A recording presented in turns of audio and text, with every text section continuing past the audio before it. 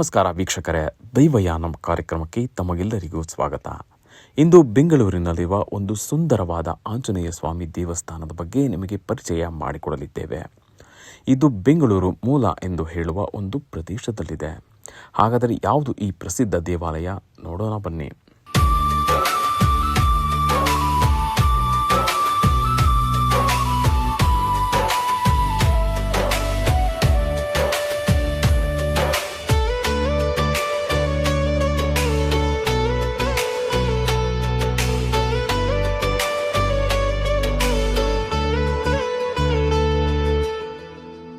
ಆಂಜನೇಯ ಸ್ವಾಮಿ ಪ್ರತಿಯೊಬ್ಬರಿಗೂ ನೆಚ್ಚಿನ ದೈವ. ಯುವಕರಂತೂ ಆಂಜನೇಯ ಸ್ವಾಮಿಯನ್ನು ಸ್ಫೂರ್ತಿಯಾಗಿ ತೆಗೆದುಕೊಂಡಿರುತ್ತಾರೆ. ಶನಿವಾರದಂದು ಆಂಜನೇಯ ಸ್ವಾಮಿ ಸ್ಟೇಟಸ್ ಹಾಕದೆ ಇವರ ದಿನವೇ ಕಳೆಯದು. ಹೀಗೆ ಆಂಜನೇಯನನ್ನು ಅಷ್ಟು ಭಕ್ತಿಯಿಂದ ಪೂಜಿಸುತ್ತಿರುತ್ತಾರೆ.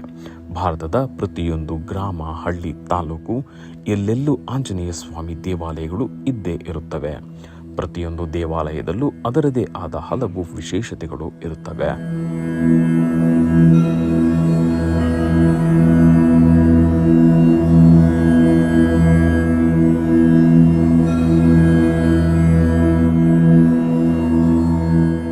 ಇಂದು ನಾವು ನಿಮಗೆ ತೋರಿಸಲು ಹೊರಟಿರುವ ಹನುಮ ದೇವಾಲಯ ಬೇಗೂರು ಬಳಿಯ ಹೊಂಗಸಂದ್ರದಲ್ಲಿದೆ. ಬೇಗೂರು ಮತ್ತು ಬೆಂಗಳೂರಿನ ಬಗ್ಗೆ ಹಲವು ಕಥೆಗಳು ಇವೆ. ಬೆಂಗಳೂರಿಗೆ ಬೇಗೂರಿನಿಂದಲೇ ಬೆಂಗಳೂರು ಎಂಬ ಹೆಸರು ಬಂದಿದೆ ಎಂದು ಕೂಡ ಹೇಳಲಾಗುತ್ತದೆ. ಇನ್ನು ನಾವು ನಮ್ಮ ದೇವಸ್ಥಾನದ ಕಥೆಯ ಬಗ್ಗೆ ಬರೋಣ. ಇದಕ್ಕಿಂತ ಮೊದಲು ಈ ದೇವಸ್ಥಾನದ ಬಗ್ಗೆ ಹಲವರು ಮಾತನಾಡಿದ್ದಾರೆ. ಇಲ್ಲೊಬ್ಬರು ಈ ದೇವಸ್ಥಾನದ ಕುರಿತು ಏನು ಹೇಳುತ್ತಾರೆ ಕೇಳೋಣ ಬನ್ನಿ. నా పేరు సూర్యకళ అండి.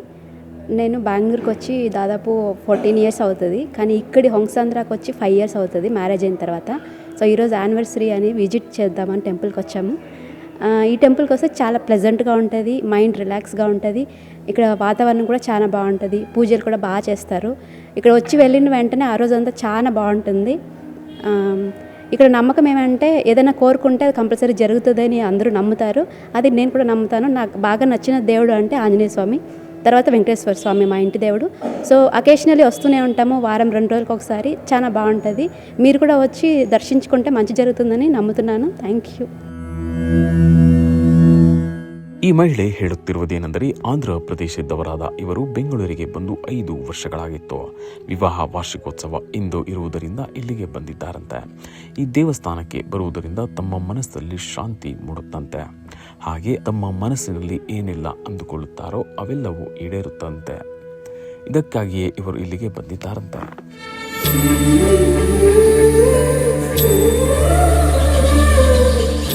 ಉತ್ತರ ಪ್ರದೇಶದವರಾದ ಇವರ ಹೆಸರು ಗಗನ್. ಬೆಂಗಳೂರಿನಲ್ಲಿ ನೆಲೆಸಿರುವ ಇವರು ಇಲ್ಲಿರುವ ಶಕ್ತಿ ಮಂದಿರಕ್ಕೆ ಆಗಾಗ ಬರುತ್ತಿರುತ್ತಾರಂತೆ. ಅವರಿಗೆ ಶಾಂತಿ, ಮನಸ್ಸಿಗೆ ನೆಮ್ಮದಿ ಇಲ್ಲದಿದ್ದಾಗ ಈ ದೇವಸ್ಥಾನಕ್ಕೆ ಬರುವುದರಿಂದ ನೆಮ್ಮದಿ ಕೂಡ ಸಿಗುತ್ತಂತೆ. ಹಾಗಾದರೆ ಯಾವುದು ಈ ಹನುಮ ದೇವಸ್ಥಾನ?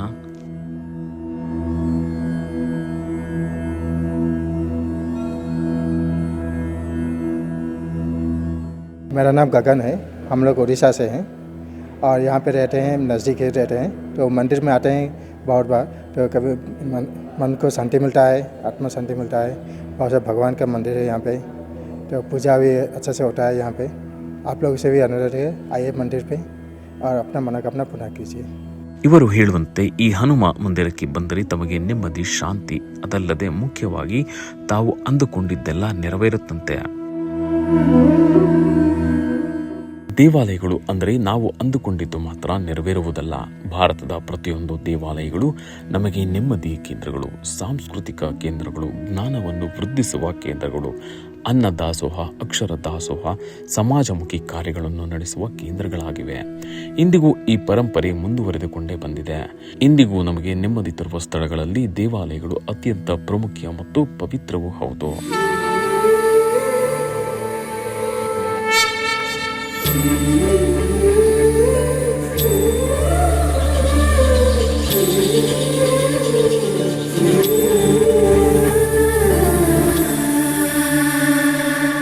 ಹಾಗಾದರೆ ಇಲ್ಲಿ ಸಾವಿರಾರು ಭಕ್ತರಿಗೆ ನೆಮ್ಮದಿ ಕೊಡುತ್ತಾ ತಾವು ಕೈ ಹಿಡಿಯುವ ಕಾರ್ಯಗಳೆಲ್ಲವೂ ಕೈಗೂಡಲಿ ಎಂದು ಆಶೀರ್ವದಿಸುತ್ತಿರುವ ದೈವ ದೇವಾಲಯವು ಯಾವುದು ಗೊತ್ತಾ?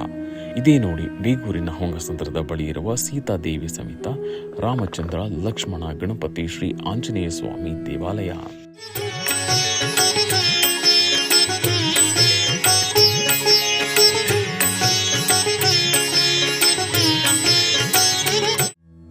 ಇಷ್ಟೊಂದು ಮಹಿಮೆ ಉಳ್ಳ ಹೊಂಗಸಂದ್ರದಲ್ಲಿರುವ ಸೀತಾದೇವಿ ಸಮೇತ ರಾಮಚಂದ್ರ ಸ್ವಾಮಿ, ಲಕ್ಷ್ಮಣ, ಗಣಪತಿ, ಶ್ರೀ ಆಂಜನೇಯ ಸ್ವಾಮಿ ದೇವಾಲಯದ ಬಗ್ಗೆ, ಈ ದೇವಸ್ಥಾನದ ಇತಿಹಾಸದ ಬಗ್ಗೆ ಕೇಳಿ ತಿಳಿಯೋಣ ಬನ್ನಿ. ಸಾಮಾನ್ಯರು ಬಂದು ಇಲ್ಲಿ ಸ್ಥಾಪನೆ ಮಾಡಿರೋದಲ್ಲ, ಯಾರು ಇಲ್ಲಿ ದೇವರು ತಂದು ಇಟ್ಟಿರೋದಲ್ಲ. ದ್ವಾಪರ ಯುಗದಲ್ಲಿ ಬಾಲಿಕ ಮಹಾರಾಜನೆಂದು ಮಹಾರಾಜನು ಇರುತ್ತಾನೆ. ಆ ಮಹಾರಾಜನು ಭೀಮಸೇನನಿಂದಲೇ ನಾನು ಮರಣ ಹೊಂದಬೇಕು ಎಂದು ಸಾಯ್ತಾನೆ ಭೀಮನಿಂದ. ಭೀಮಸೇನರು 700 ಏಟುಗಳು ಹೊಡೆದಿದ್ದೇನೆ, ಅದರಿಂದ ನನ್ನ ಪಾಪ ವಿಮೋಚನೆಗೆ ನಾನು 700 ಹನುಮಂತನ ದೇವಸ್ಥಾನಗಳನ್ನು ಕಟ್ಟಿಸಬೇಕು ಎಂದು ಹೇಳುತ್ತಾರೆ.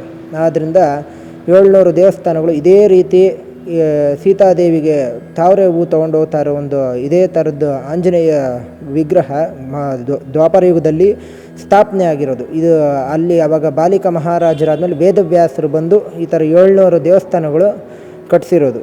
ಹೀಗೆ ಕಟ್ಟಿಸಿದ 700 ದೇವಸ್ಥಾನಗಳ ಪೈಕಿ ಹೊಂಗಸಂದ್ರದಲ್ಲಿರುವ ಆಂಜನೇಯ ದೇವಸ್ಥಾನವು ಒಂದು ಎಂದು ಹೇಳಲಾಗುತ್ತದೆ.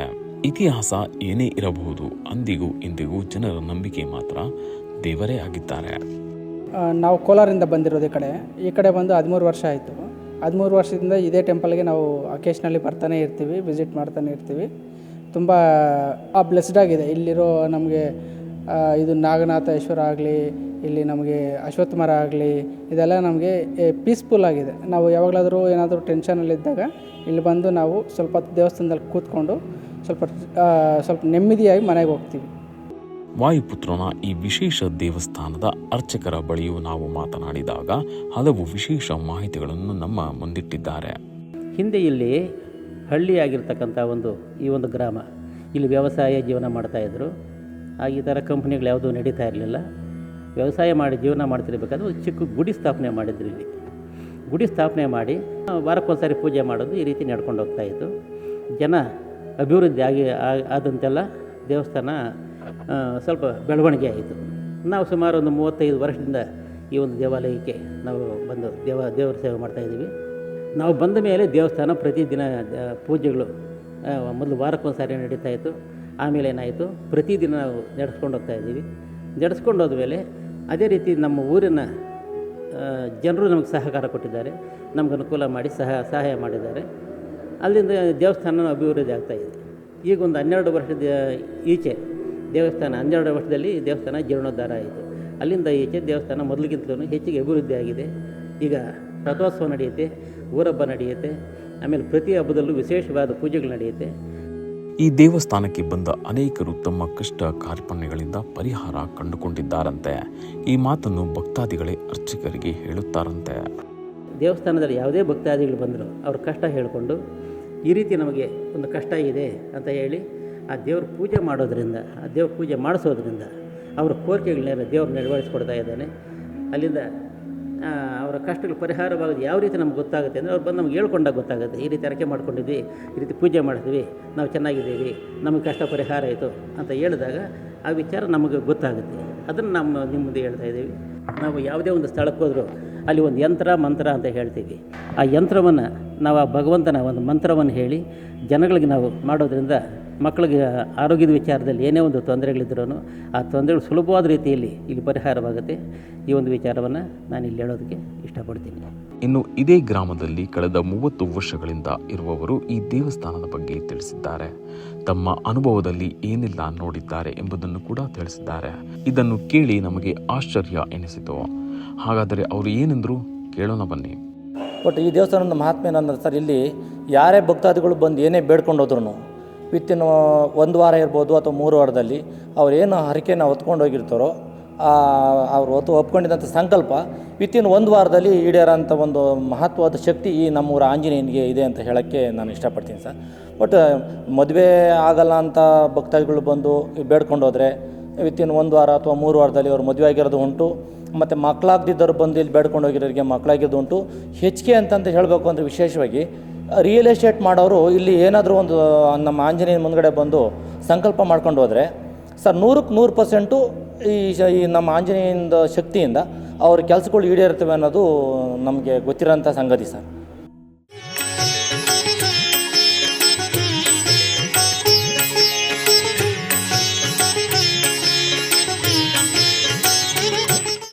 ಈ ಇದಷ್ಟೇ ಅಲ್ಲ, ವಿಶೇಷ ದಿನಗಳಲ್ಲಿ ಇದೇ ಸೀತಾದೇವಿ ಸಮೇತ ರಾಮಚಂದ್ರ ಸ್ವಾಮಿ, ಲಕ್ಷ್ಮಣ, ಗಣಪತಿ, ಶ್ರೀ ಆಂಜನೇಯ ಸ್ವಾಮಿ ದೇವಾಲಯದಲ್ಲಿ ಭಕ್ತಾದಿಗಳು ಸಾವಿರಾರು ಸಂಖ್ಯೆಯಲ್ಲಿ ಬಂದು ಪ್ರಸಾದ ಸ್ವೀಕರಿಸುತ್ತಾರಂತೆ. ಇದಕ್ಕೆ ಸ್ಥಳೀಯರ ಮತ್ತು ಮುಖಂಡರ ಸಹಾಯ ಹಸ್ತವೂ ಇದೆಯಂತೆ. ಈ ಸುತ್ತಮುತ್ತಲ ಗ್ರಾಮದ ವಾಸ ಮಾಡ್ತಕ್ಕಂಥ ಜನಗಳಿಗೆ ಆಂಜನೇಯ ಸ್ವಾಮಿ ದೇವಸ್ಥಾನ ಅಂತ ಹೇಳಿದ್ರೆ ಭಾರಿ ಭಕ್ತಿ. ಇಲ್ಲಿ ನಾವು ಬಂದಂಥ ಭಕ್ತಾದಿಗಳು ಏನೇ ಬೇಡಿಕೊಂಡ್ರು ಅದನ್ನು ನೆರವೇರಿಸ್ತಾನೆ ನಮ್ಮ ಆಂಜನೇಯ ಸ್ವಾಮಿ ದೇವಸ್ಥಾನದಲ್ಲಿ ನೆರವೇರುತ್ತೆ ಅಂತ ಹೇಳ್ತೀನಿ. ಹಾಗೆಯೇ ನಮ್ಮ ಕೃಷ್ಣಮಾಚಾರಿ ಪ್ರಧಾನ ಅರ್ಚಕರು ಸುಮಾರು 90ನೇ ದಶಕಗಳಿಂದ ಇಲ್ಲಿ ಪೂಜೆ ಮಾಡ್ತಾಯಿದ್ದಾರೆ. ಅವರು ಮತ್ತು ಅವ್ರ ಮಗ ಅಶೋಕ್ ಮೂರ್ತಿಯವರು, ಶ್ರೀನಿವಾಸ್ ಅವರು ಬರ್ತಕ್ಕಂಥ ಭಕ್ತಾದಿಗಳಿಗೆ ಯಾವುದೇ ರೀತಿ ತೊಂದರೆ ಆಗದಿರಂಗೆ ಅವ್ರಿಗೆ ಪೂಜೆ ಪುನಸ್ಕಾರಗಳು ಮಾಡಿಕೊಡ್ತಾ ಇರ್ತಾರೆ. ಹಾಗೆ ಈ ದೇವಸ್ಥಾನದಲ್ಲಿ ಸಾಯಂಕಾಲದ ಸಮಯದಲ್ಲಿ ಸುಮಾರು ಒಂದು 2,000 ಜನಕ್ಕಿಂತ ಹೆಚ್ಚಿಗೆ ಇಲ್ಲಿ ಪ್ರಸಾದ ರೂಪದಲ್ಲಿ ಊಟ ಸ್ವೀಕರಿಸೋಕ್ಕೆ ಪ್ರತಿದಿನ ಬರ್ತಾ ಇರ್ತಾರೆ. ಅದೊಂದು ಹೆಮ್ಮೆಯ ವಿಚಾರ. ಈ ನಮ್ಮೂರಿನ ಗ್ರಾಮಸ್ಥರು ಶ್ರೀನಿವಾಸ ರೆಡ್ಡಿ ಅವರು, ನಮ್ಮ ಎಮ್ ಎಲ್ ಎ ಸತೀಶಣ್ಣವರು ಇದಕ್ಕೆಲ್ಲ ಕೈ ಜೋಡಿಸಿ ಮಾಡ್ತಾಯಿದ್ದಾರೆ. ಇಲ್ಲಿ ಬರ್ತಕ್ಕಂಥ ಭಕ್ತಾದಿಗಳಿಗೆ ರಾಮ, ಲಕ್ಷ್ಮಣ, ಸೀತೆ ಹಾಗೂ ನಮ್ಮ ಆಂಜನೇಯ ದೇವರು ಎಲ್ಲ ರೂಪದಿಂದ ಅವ್ರಿಗೆ ಆಶೀರ್ವಾದ ಕೊಟ್ಟು ಸಕಲ ಕಾರ್ಯಗಳು ನೆರವೇರಿಸೋಕ್ಕೆ ಅವ್ರು ನಮ್ಮ ಬೆನ್ನಿಂದೆ ನಿಂತಿರ್ತಾರೆ ಅಂಥೇಳಿ ನಾನು ಮಾತನ್ನು ಮುಗಿಸ್ತೀನಿ. ಇಂದು ಇಷ್ಟೆಲ್ಲ ವಿಶೇಷತೆಗಳಿರುವ ಈ ದೇವಸ್ಥಾನಕ್ಕೆ ಒಂದು ಕಾಲದಲ್ಲಿ ಯಾರ್ಯಾರು ಬರುತ್ತಿರಲಿಲ್ಲವಂತೆ. ಶನಿವಾರ ಸಮೇತ ಒಬ್ಬ ಭಕ್ತನು ಕೂಡ ಇಲ್ಲಿಗೆ ಬರುತ್ತಿರಲಿಲ್ಲವಂತೆ. ಇದಕ್ಕೆ ಕಾರಣ ಏನು ಗೊತ್ತಾ?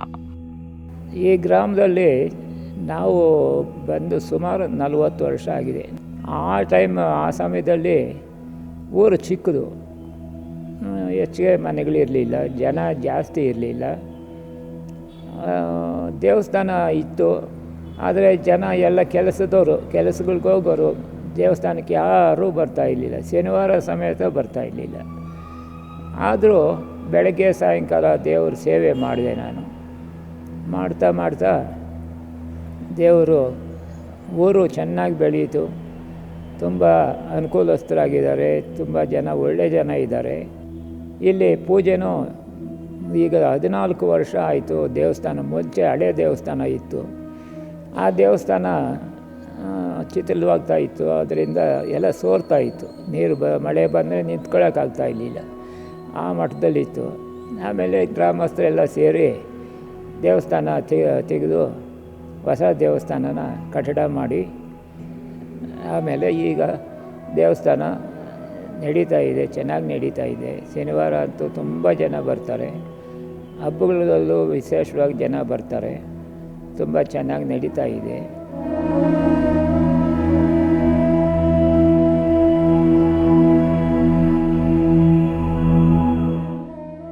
ನೋಡಿದ್ರಲ್ಲ ವೀಕ್ಷಕರೇ, ಇಂದಿನ ದೈವಯಾನಂ ಸಂಚಿಕೆಯಲ್ಲಿ ನಾವು ಬೇಗೂರಿನ ಹೊಂಗಸಂದ್ರದಲ್ಲಿರುವ ಸೀತಾದೇವಿ ಸಮೇತ ರಾಮಚಂದ್ರ ಸ್ವಾಮಿ, ಲಕ್ಷ್ಮಣ, ಗಣಪತಿ, ಶ್ರೀ ಆಂಜನೇಯ ಸ್ವಾಮಿ ದೇವಾಲಯದ ಮಹಿಮೆಯನ್ನು ತೋರಿಸಿದ್ದೇವೆ.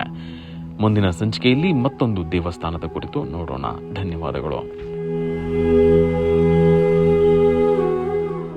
ಇದೇ ರೀತಿ ನಿಮ್ಮ ಊರು, ಗ್ರಾಮ ಪ್ರದೇಶಗಳಲ್ಲಿ ವಿಶೇಷ ಮಹಿಮಾನ್ವಿತ ದೇವಸ್ಥಾನಗಳು ಇದ್ದರೆ ನಮ್ಮನ್ನು ಸಂಪರ್ಕಿಸಿ. ನಾವು ಅದನ್ನು ಚಿತ್ರೀಕರಿಸಿ ಪ್ರಸಾರ ಮಾಡುತ್ತೇವೆ. ಮೊಬೈಲ್ ಸಂಖ್ಯೆ 7411372555.